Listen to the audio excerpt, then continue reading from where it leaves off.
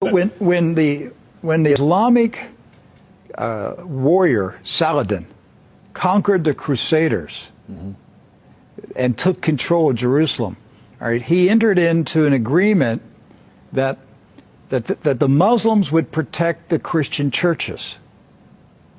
And so he appointed two Muslim families.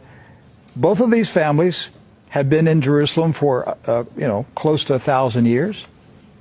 And each generation has passed down the key. The key. Right. The physical key. Mr.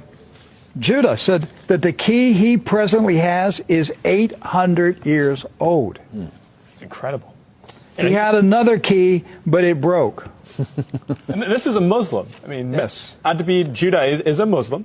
And he said it's a great honor for a Muslim to hold the key to the Church of the Holy Sepulchre, which is the most important church in Christendom.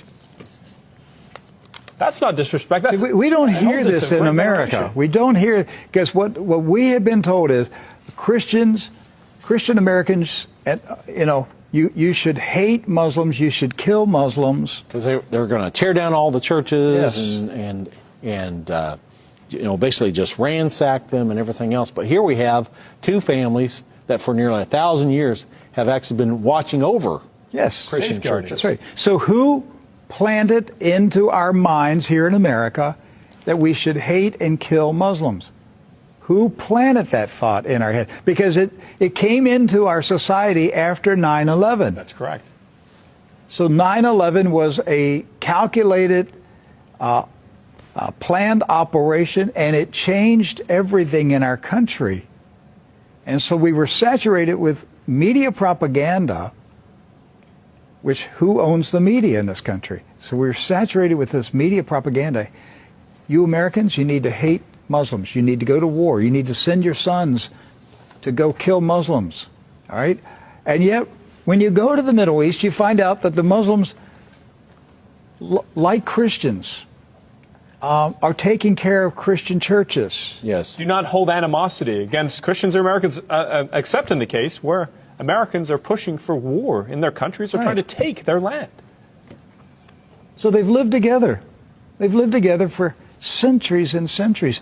Jews, Christians, and Muslims have lived together for centuries. They were buying and selling. They were trading. They were doing business together. They were building houses next door to each other for centuries. And it didn't change until the Zionists came. Now, see, wait a minute. I thought Zionists are Jews. Not all Jews are Zionists. And not all Zionists are Jews. Right.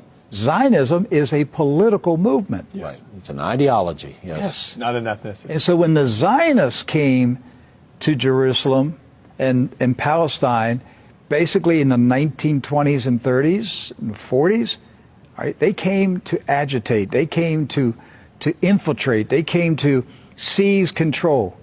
And so they formed paramilitary groups, like Irgun. And that's where Ariel Sharon and Menachem Begin, and these guys were young terrorists. And so there's where the hatred started to come in. The fighting, the animosity, the bitterness. But it didn't start until the Zionists appeared. Jews, Muslims, and Christians were coexisting. Yes. That's right.